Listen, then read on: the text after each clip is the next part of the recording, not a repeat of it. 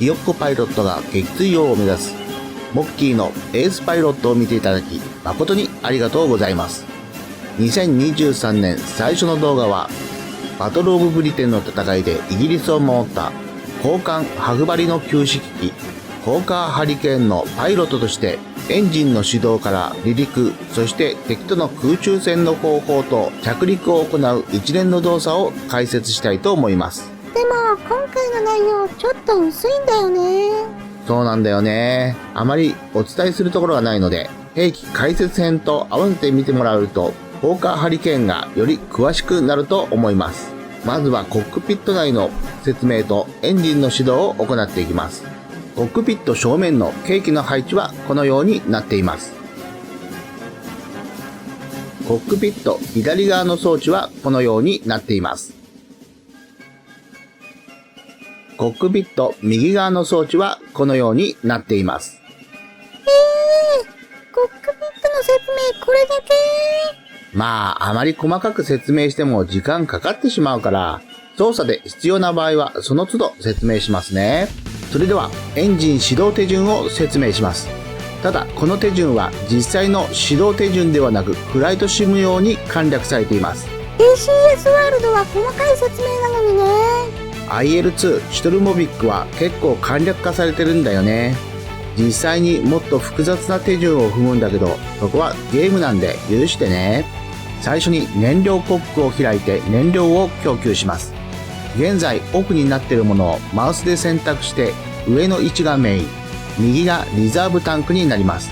メインタンクに設定してもいいんですが、実際のハリケーンはマーク2ができるまでメインタンクはエンジンの下にあり、エンジン始動後のポンプがオンになるまで燃料の供給することができない。エンジンの上にあるリザーブタンクから燃料を供給してエンジンを始動する必要があるんだけど、ここはゲームなのでどちらを選択しても始動します。キー割り当てがされていないので自分で行うか頻繁に使うことがないのでマウス操作で大丈夫だと思います。混合機ミクスチャーレバーが座席側に引かれていて燃料が濃い状態、リッチになっていることを確認します。デフォルトではその状態なので特に操作する必要はありません。ちなみに機種側に押し込まれている状態は燃料が薄い割合リーンです。プロペラピッチは機種側に押し込んで 100% フルファインに設定します。スロットルを 0.5 インチ前に押し出してからウォーターラジエーターシャッターを全開にします。キーボードでは6キーで開き5キーで閉じます。ウォーターラジエーターシャッターの開閉位置はハンドルの位置とその上のメモリでも確認できます。ウォーターラジエーターシャッターが閉じていると空気抵抗を減らして少し速度が増加しますが、その分すぐに水が沸騰して激しい振動とエンジンからの黒煙が出ますので、飛行中は基本的には開放にします。両方のマグネット1と2を上に押し上げオンにします。最後にキーボード I を押してエンジンが点火しプロペラが回ります。先ほどタンクをリザーブに設定していたらそれをメインに戻してオイル温度が40度、ウォーター温度が60度以上になるまで待ちます。寒冷地ではない限りすぐに温度は上がります。やったー、これで大空に飛び立てるよね。そうだね。次はいよいよテイクオフ、離陸を説明するね。キャノピーが開いてたら閉じます。開閉動作はキーボードではコントロールスペースです。次にフラップが完全に上がっていることを確認します。離陸のポイントを説明します。この機体はビリンのロックができないようなのでお尻がかなり振られてしまいます。機体は左に進もうとしますので右ラダーを踏み込んで当て舵をします。スロットルを上げるとなぜかお尻が持ち上がってプロペラを地面に叩きます。サンダーモッキー、プロペラを地面にぶつけていたよね。その原因はこのフルホイールブレーキがかかっているということ。フルホイールブレーキが右側になっていればブレーキがかかっているので、キーボードではバックスラッシュまたはマウスで解除します。まずはゆっくりスロットルを押し込みます。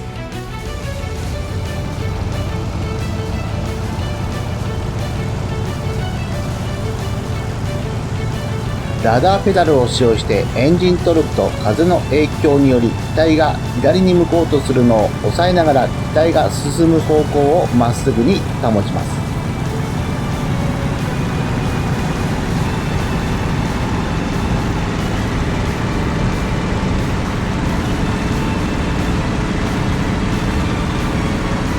操縦桿を少し引き気味にして機体が浮き上がるのを待ちます。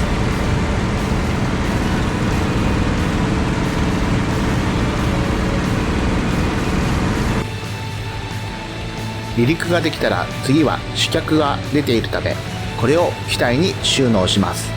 主脚を上げるのはキーボードでは V です。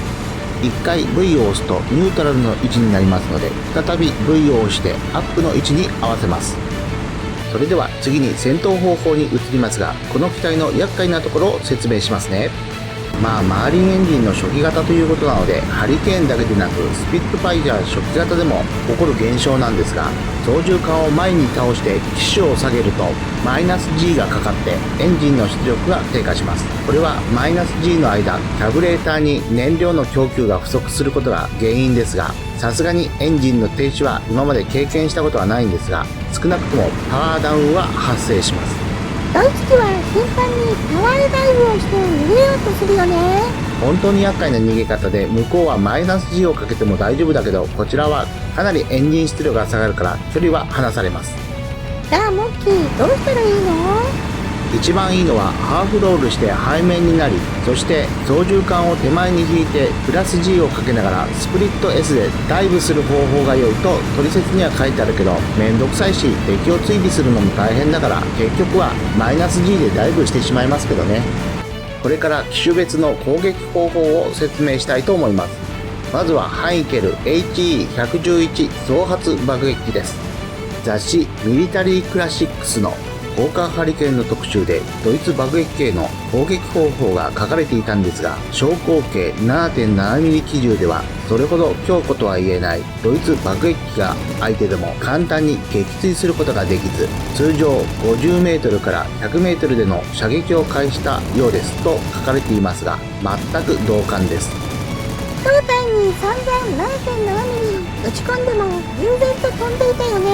本当にハリケーンの攻撃力のなさにはうんざりするよね。敵機を落とす方法として一番確実なのは、背後からの追尾射撃に近い方法で接近して左右どちらかのエンジンを目標に撃つと良いと思います。黒煙を吐くか、運が良ければ燃料タンクに引火して火を吹くこともあります。この方法は長い時間敵に弾を命中させることはできるが、デメリットとしては敵機は1機あたり 7.92mm 機銃7丁を装備していて、敵編隊に攻撃を加えると濃密な防御効果を受けます。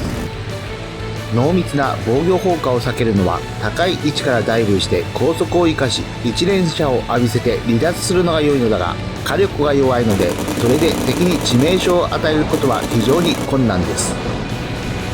コックピットがエンジンに避難しなければハリケーンは結構丈夫なので飛び続けることはできます。次は鈍速の JU87 シツーカー。7.92mm 機銃1丁なので防御効果は薄く、それほど反撃も受けずに済みます。特に下方より攻撃するとほぼ敵機の防御効果の死角になるのでノーダメージになります。難点といえば、シュトゥーカーが鈍速すぎて速度差があるとあっという間に追い越してしまう点です。電撃戦で世界をあっと驚かせたこの JU87 シュトゥーカーも、制空権が確保されている戦場の身において活躍したが、有力な航空兵力を有するイギリス空軍相手ではただの標的にしか過ぎず、次々と撃ち落とされ、制空権のない戦場では生き残れないという現実を目の当たりにして、バトルオブブリテン1ヶ月余りで損害の多さにドイツ空軍首脳も JU87 シュトゥーカーの出撃を控えるようになり、イギリス本土上空から姿を消しました。次の相手はメッサーシュミット BF110 増発駆逐機との戦いをご紹介します。メッサーシュミット BF110 ってバトルオブブリテンの戦いでイギリス空軍に散々やられて、本来の爆撃機の護衛ができず自分の身を守るだけで精一杯だったダメダメな飛行機でしょ。そんな飛行機なんて簡単に撃墜できるでしょうに。みーくん、そうとも言えないんだよね。だって最高速度は BF110 が時速530キロで、ハリケーンマーク1ハードウィングが時速520キロだから。なんだ、速度で負けてるじゃん。そうなんだよね。さすがに展開半径は単発のハリケーンの方が上回っているから、ドッグファイトに持ち込めば容易に背後は取れるんだけど、厄介なのは増体速度が変わらない上に後部の 7.92mm 機銃の車線に入ってしまう点です。大火力があれば一撃して離脱する方法もあるんだけど、なんせハリケーンは貧弱の武装だから致命傷を与える前にこちらが被弾して逆にやられるケースも多いんだよね。正直あまり戦いたくない相手でスピットファイヤーに任せたい敵なんだよね。最後は本当はこの敵と戦いたくないメッサーシュミット BF109 です。なぜ戦いたくないといえば、速度が BF109 の方が速いです。先ほどもお伝えしたようにハリケーンマーク1ハードウィングは時速520キロに対して BF109E 型が時速560キロと40キロも速度が速いです。しかもこちらは相変わらず非力な 7.7mm 機銃だけど、相手は 20mm 機関砲を装備している。当たればいかに頑丈なハリケーンだって大ダメージを受ける。しかも背後を取ると相手はプッシュオーバーして急降下をする。プッシュオーバーとは操縦桿をまっすぐ前に押し出す操作でマイナス G をかけて急降下するけれど、こちらは初期のマーリンエンジンはマイナス G をかけて降下するとゲームではエンジンこそは止まらないけれどもかなり出力が下がるので、その間こちらとの距離が引き離されます。旋回せずにまっすぐに全力で飛んでいると全く追いつくことができません。 BF109 ってよく直線番長って言われてるからね。加えて上昇力もあります。だからといって全く BF109 に手も足も出ないというわけではありません。勝機があるとすれば相手が旋回してくれること。そうすれば旋回性能で勝るハリケーンは背後を取れます。そこでコツコツと 7.7mm 機銃を当て続けるしかないです。当たりどころが良ければうまく撃墜できます。超方針リスパの 20mm 機関砲を装備したマーク 2C 型で戦ってみました。やはりこの機関砲は高い初速のため直進弾道性に優れ、少し離れていても敵に致命傷を与えます。おっさん、かなり今までの鬱憤を晴らしてるって感じだよね。多分当時のハリケーンパイロットも来たーって感じで叫んでると思うよ。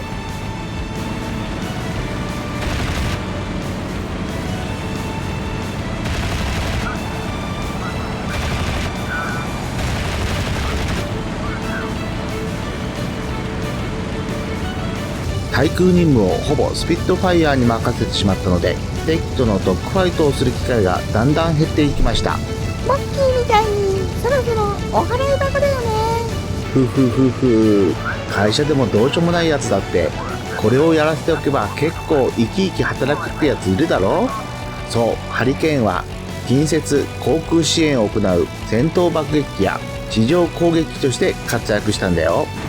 両翼に500ポンド、だいたい250キロ爆弾を2発検証しています。最初にコックピット右側にある爆弾アーミングスイッチをオンにして信管をセットします。これがオフの状態だと着弾しても起爆しません。キーボードではトグルボムアームドに設定してあるキーを押すと起爆装置の切り替えになります。敵にめがけて降下しながら自分でキーボードかコントローラーに割り当てたボタンを押すと爆弾が切り離されます。次にビッカース S40mm 機関砲を装備したマーク 2D 型は地上目標の撃破を行いかなりの戦果を上げました。攻撃方法は水平飛行から高価格20度くらいの慣行化で行います。攻撃態勢に入ったら高価格速度は一定に保って目標に照準を合わせます。弾数は15発と少ないですが命中すると敵戦車も撃破可能です。最後に着陸編を行います。まずは主脚を下ろします。ハリケーンの主脚は内側に油圧で引っ込む第二次世界大戦の戦闘機としては平凡な引き込み脚だった。日本の冷戦やはやぶさみたいに車輪が機体の中央に向かって引き込む形式だよね。そうだね。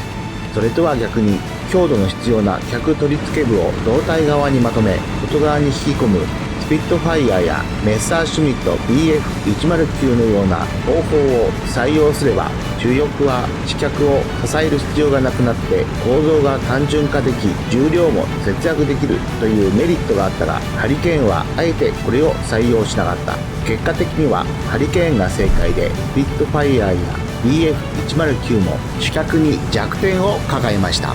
整備されている飛行場ならまだしも、戦地の不整備の滑走路だとたびたび事故を起こし、パイロットを失いました。その点、非常に安定性の良い主脚を装備したハリケーンの離着陸時の事故が少なく、パイロットからの評判は極めて高かった。次にフラップを下ろします。デフォルトではキー割り当てがされてないようなので、フラップ操作は独自で割り当てたキーになっています。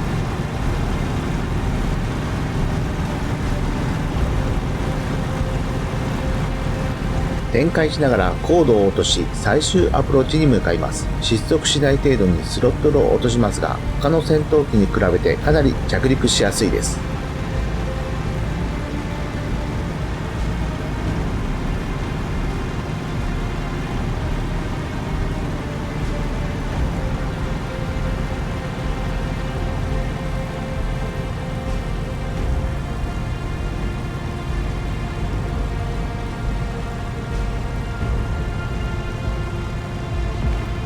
機体をバウンドさせてかなり下手くそな着陸だね。